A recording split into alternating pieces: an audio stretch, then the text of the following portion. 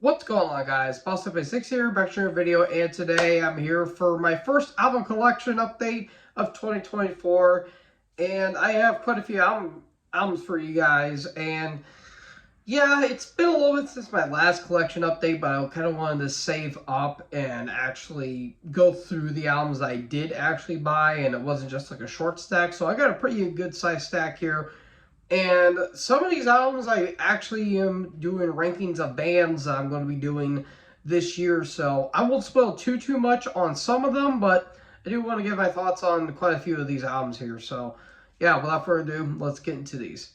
So the first one I have is a little stack from Accept, and the first one I have is 1982's Restless and Wild. So this album was released on Epic Records, and this is where they really started to get some notoriety. Coming off a Breaker that came out the year prior, speed metal has come alive with this one, and while it isn't the first foray into speed metal, like Motorhead kind of made that already their genre, they already kind of pioneered that with Overkill and Ace of Spades. This one kind of furthered their sound a little bit more.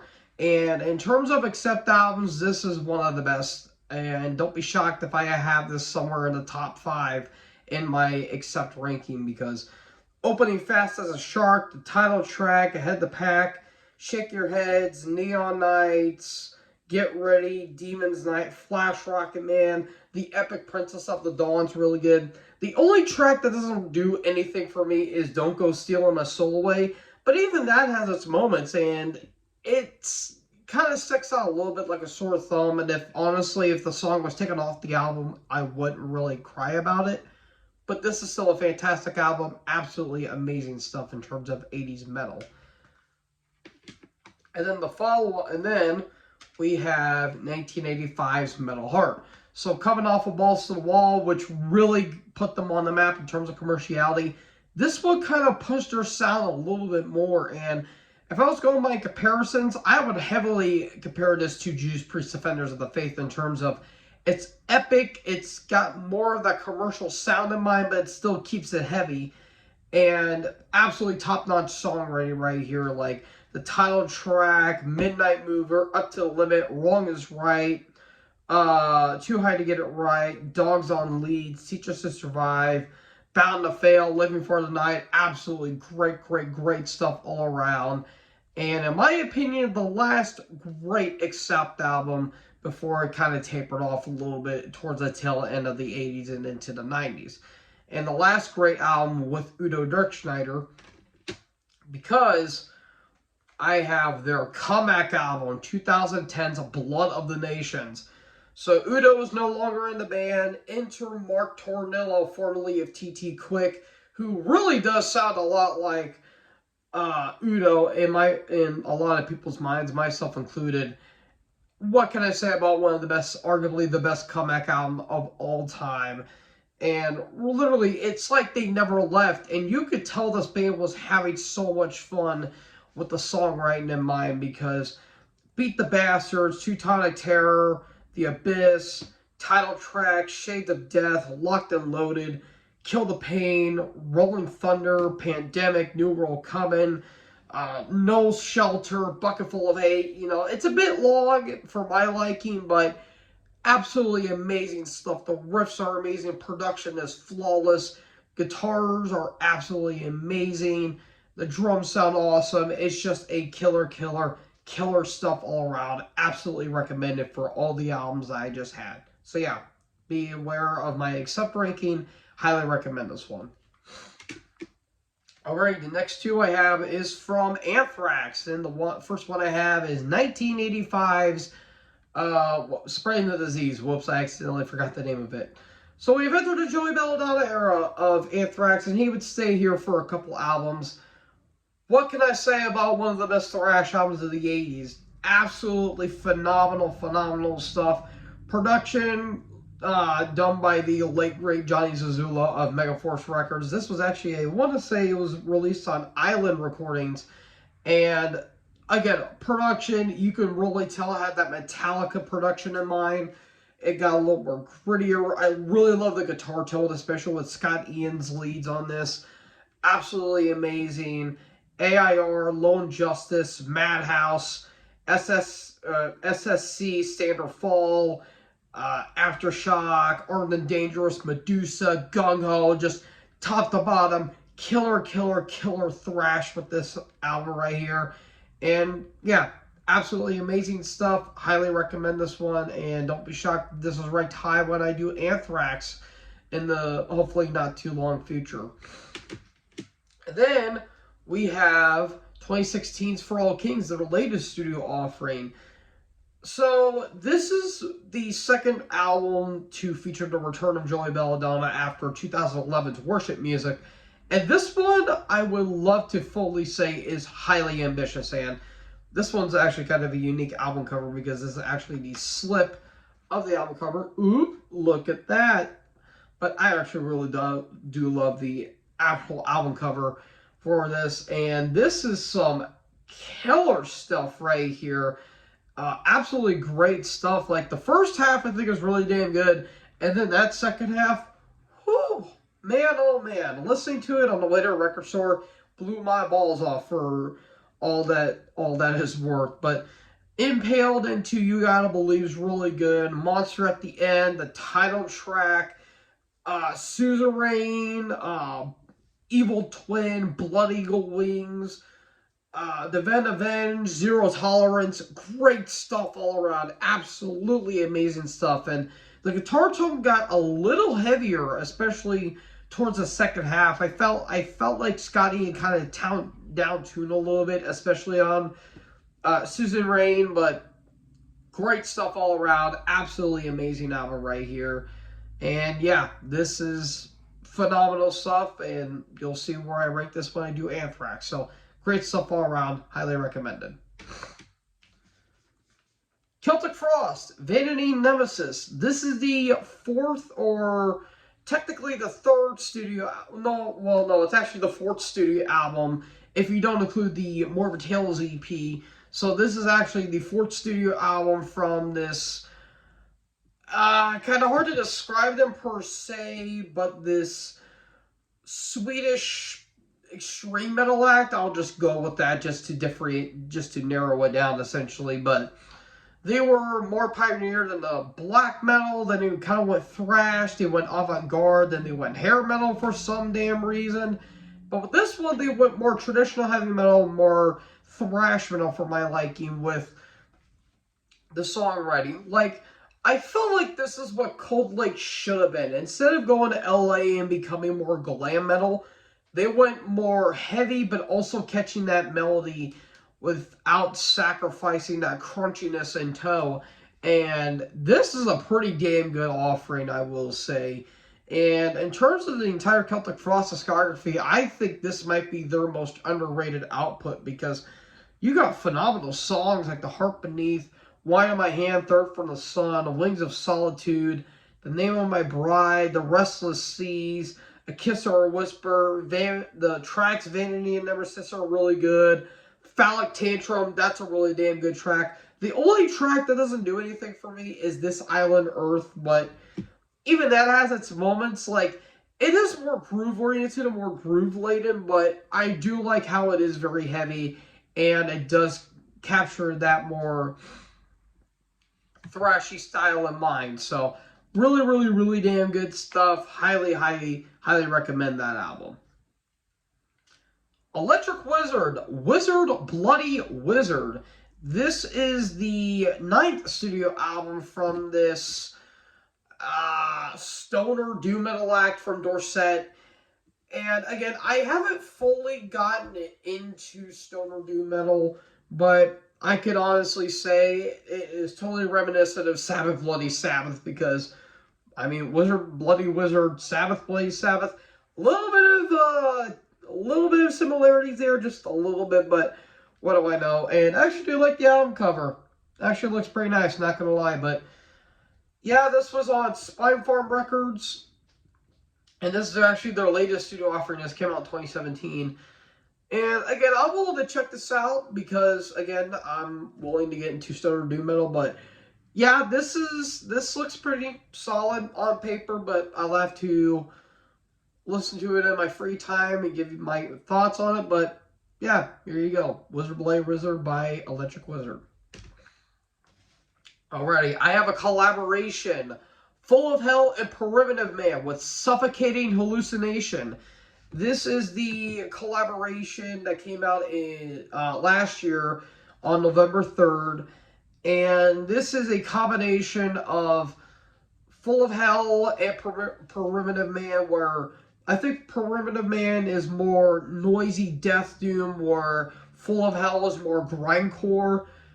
Holy God, I was listening to this thing on the way home, and I was nearly mesmerized at just how absurdly evil this album is. This thing is just disturbing from start to finish. Like, this makes Portal look like child's play, and that is saying a whole lot. Like, I cannot believe how insane this album is from start to finish. Like, you'll just have to listen for yourself. Like, the opening of Trepanation for Future Joys, there's no joy in that song at all. It is bleak, droning, depressing, and flat out sinister from start to finish. Like, you look at that album cover, it looks innocent enough, and then it looks a little meh, and then you listen to the actual song, and it's like, oh, good Lord Almighty, what am I listening to? And, yeah, just insanity from start to finish. I mean, the third track, Bludgeon, where it's grindcore but very distorted. It's only like 30 seconds, but it is a disturbing 30 seconds. Like, every track in this album is just, I don't know, man. It's really hard to describe, but like Tunnels to God, Dwindling Will, Rubble Home, like, again, it's only 5 tracks, but jeez, Lord have mercy, this is a bleak 5 tracks. It's like 35 minutes, but it takes you on a ride to hell, man. And yeah, if you want a soundtrack to the world below, this is a short but pretty sinister offering. So yeah, I would recommend this one. This was just bleh, nothing more and nothing less. Judas Priest, Angel of Retribution. This is the 15th studio album from these heavy metal gods. And this one tends to often get overlooked in some retrospects because it's the return of Rob Halford. And we haven't gotten a Rob Halford album since their legendary Painkiller album that came out in 1990. And Rob went to go do solo. He went to go do Fight. And he did that 2 album with Trent Reznor, which no one wants to talk about because that album sucks. And the whole Ripper Owens era happened, which, you know, was pretty 50-50, at least to some people's eyes, myself included. But Rob Halford came back, and he brought in a little producer by the name of Roy Z, and cranked out this album. And again, I always feel like this album gets overlooked in some ways, because people either say it's just good, but nothing more. I would disagree. I think this is a great album in its own right, especially when you take into consideration that this doesn't even feel like a comeback album. It feels like a statement of intent. My apologies for the hiccups. Again, I apologize. But this album, I think, is really, really, really damn good, especially when you have the, opening three tracks are really damn good. You know, Judas Rising, Deal with the Devil, and Revolution. Great three in a row right there for my liking. Demonizer, Wheels of Fire, Angels are a really nice ballad. Hellrider, awesome track. And then you get to the final track, Loch Ness, where I don't know what the hell they were thinking with that one, where it's like 11 and a half minutes long, and it's just like, why? It didn't really need to be all that long, and I felt like it really should have ended on the Hellrider, in my personal opinion, but to each your own. I guess that's why they invented the skip button, but I think this is a great album. Then Nostradamus came out, which I don't hate by any stretch of the imagination, but it was too ambitious for my liking, so great stuff all around. The only Priest albums I really need is the 2 Ripper albums, Jugular and Demolition, but those things are expensive as hell on Amazon and really hard to find, so yeah, I'm going to have some searching with that one, but this is a good album, really damn good album, and really recommended right here. Oh boy, this next one. Metallica, Saint Anger. Oh boy, oh boy. This is I think their 9th studio album overall. Let me check, yes. No, this is their 8th. This is the 8th studio album from these heavy metal, they're originally thrash metal. Now I guess they're more heavy metal. I guess it's really hard to describe Metallica nowadays. Oh boy, yeah, I somehow managed to find this thing. This thing was like $5 and I wasn't passing up on it. We all know the story about Saint Anger. I'm not going to talk about stuff that's already been talked about. But yeah, this was certainly an album they decided to make in 2003. Yeah, again, I've stated before, I don't hate this album. I actually think this album gets overhated by a lot of people. And I don't even think it's the worst Metallica album, in my opinion. That probably goes to Load, but even that has its moments. But yeah, this one is an album they certainly made in 2003. I could talk about all the flaws with it, how the production sucks, or how bad the snare is, or how dumb the lyrics are, or how over the top the vocals are. But I'm like beating a dead horse at this point. This album, I feel like gets a lot of hate. Most of it deserved, but all of it not really, because you look through some of the tracks, I would say the first half's really damn good, and then the second half is complete garbage. Like, Frantic's really good. I do like the title track. Some Kind of Monster's great. My Role's alright. There's some decent tracks on here, but it's a lot of filler, and it's really, really, really, really long for no discernible reason whatsoever. So I got it because I feel like it's a rarity nowadays, but hey, I have it in my collection. And the only album I really need is And Justice for All, and I should have got that when I went to the record store, but I didn't for some weird reason. But yep, I got Saint Anger, so yay me. But I would say give it a listen, form your own opinion. You can't judge an album or by a movie if you haven't watched or listened to it. But yeah, this is an album that was definitely released and is one of the albums of all time. Shinedown, The Sound of Madness. This is the 3rd or 2nd studio album. The 3rd studio album from this Jacksonville, Florida-based rock act. Now, you guys are probably going to be a little shocked that I actually have an album that isn't entirely metal. And, well, you guys will be shocked that I actually really do like this band. And I'm sorry, I forgot to do something really quick, but I'm getting ready to get to it. But yeah, this one I think might probably be my favorite Shinedown album because, again, yeah, I apologize, I'm losing words. I am losing a lot of words, guys. I do greatly apologize. But yeah, I feel like this album, I think, is probably their best. Again, I like their early stuff. Their stuff nowadays, I tend to honestly forget. But,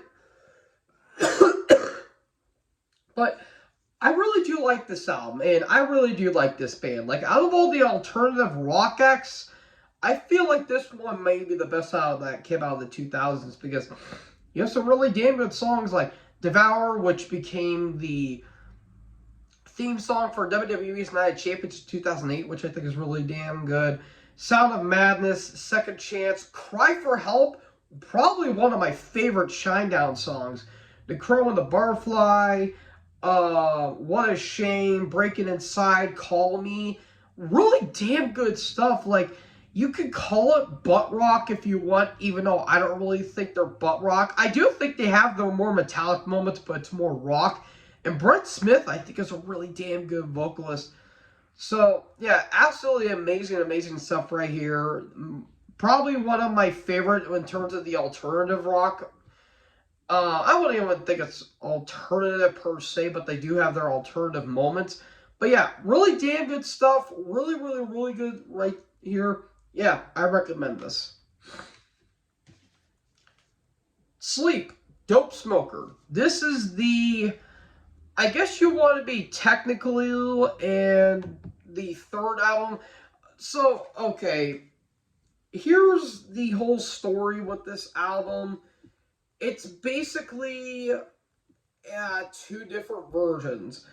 It's Jerusalem and Dope Smoker, but it's two versions of this album right here. And it was actually recorded in 1999, but didn't get released until 2003.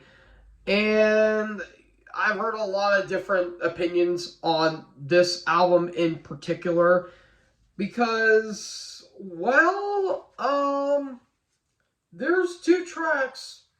One's an hour long, and the other one is about 8.5 minutes. Yeah, I don't really know how to personally feel about that, but I mean, to each their own, I guess. Again, I haven't gone like balls deep into stoner doom metal territory, but I mean, I love Matt Pike, don't get me wrong, but this may be too long for their own good. So, again, I'm willing to check it out, but I mean, there's camels in a desert, so I guess that's cool. And the whole story as to why it got out so late is because they spent all the money on weed instead of like amps and recording equipment. So I guess you have that going for it. But yeah, I'm willing to check it out, but I might be on a pretty long journey. So yeah, I got our Stoner Doom Metal album. So yay. Slipknot, All Hope Is Gone. This is the fourth studio album from this Iowa-based alternative new metal, death metal, thrash act. I have no idea how to describe these guys in particular, but I don't know what the hell is going on with this pamphlet here, but I will say that, oh Jesus, everything's just falling apart at the seams, like my mental status at this point, but that's neither here nor there. So, coming off of Volume 3 to Subliminal Verses, which is my personal favorite Slipknot album, they went more for more of a commercial approach with this album in particular, and, well, it's a mixed bag in my opinion. Like, I think there's some really damn good tracks, don't get me wrong, like, Gematria to Killing Name, absolutely amazing opener if you get past the weird intro that they always do. But Sulfur, of course, Psychosocial, Dead Memories, Vendetta's pretty good.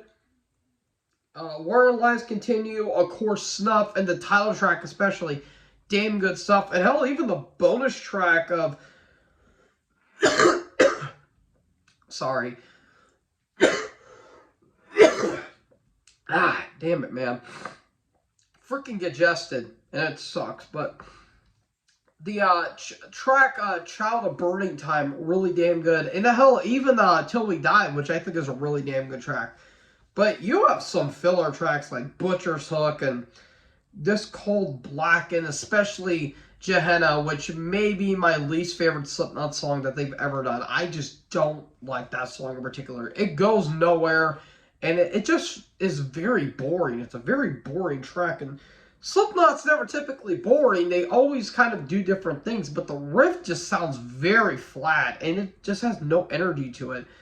But it is what it is. So yeah, again, it's my least favorite of their entire discography, but I still think it's really, really, really damn good. But unfortunately, there's kind of some sad news that came out after this. Unfortunately, we did lose Paul Gray 2 years later due to a morphine overdose. And this would be the last album that Joey Jordison would actually drum on due to health reasons, and he got kicked out in kind of a dickish way by the band, and even Corey's kind of said it himself. And it's sad that Joey's no longer with us, which is pretty damn tragic if you ask me, but I think they went out on a pretty damn good album. I actually like this album cover than the alternative album cover that they have on Spotify, which I don't really get it for some weird reason. But yeah, really damn good, and I really do enjoy this album, despite the fact it's my least favorite. So I just need 3 more. I need Iowa, Point Five, The Great Chapter, and I need the new album, The End So Far. And I have all the albums, so yay me. So yeah, solid album, really damn good. I would give it a recommendation. And finally, I have Sodom, Persecution Mania. This is the second album from these German thrash metal legends, and I do apologize for the crack right here. Quick little story. When I got this album, I don't know if you guys can see it right now, but I'm just gonna do that right there. That little white thing right there is a little CD player that I actually got for Christmas, and now I kind of messed up my placement. There we go. You know, technical difficulties, ladies and gentlemen. What are we going to do without them? But I got a little CD player, and I placed my album down, and I didn't know where it was at, and then I was trying to reach over to see how to work it, and my knee broke the case. So good job, me. That's better. That will not make sense in me, but I digress big time. But with this album, if you guys have seen my Sodom ranking, my second favorite behind M16, absolutely classic album in their entire discography. This is what I felt like they were trying to do on Obsessed by Cruelty. Have that blackened sound, but have that more thrashy energy to it. And absolutely great stuff. Nuclear Winter, Electrocution, their cover of Iron Fist, the title track, Enchanted Land, Procession to Golgotha is really good. Christ Passion, Abominable, Sodomy and Lust. Great stuff all around. Absolutely fantastic stuff. And this was actually the Icarus version. So I don't have the actual other version. But, I mean, they're both great and they're all right. And I really want to change this album, even if I could. So, absolutely amazing stuff. Highly recommend this one. So, folks, that is it. That was a pretty lengthy one. That was probably my second lengthiest one. Probably since my first one. My first ever collection update, that is. So yeah, folks, what did you guys think about this? What was your favorite? What was your least favorite? Let me know in the comment section below. Make sure you guys leave a like, leave a comment, tap that big subscribe button, tap the bell so when I upload, you guys will be notified. Thank you guys so much for watching this video. Most importantly, join the herd. Talk to you guys next video. Peace out.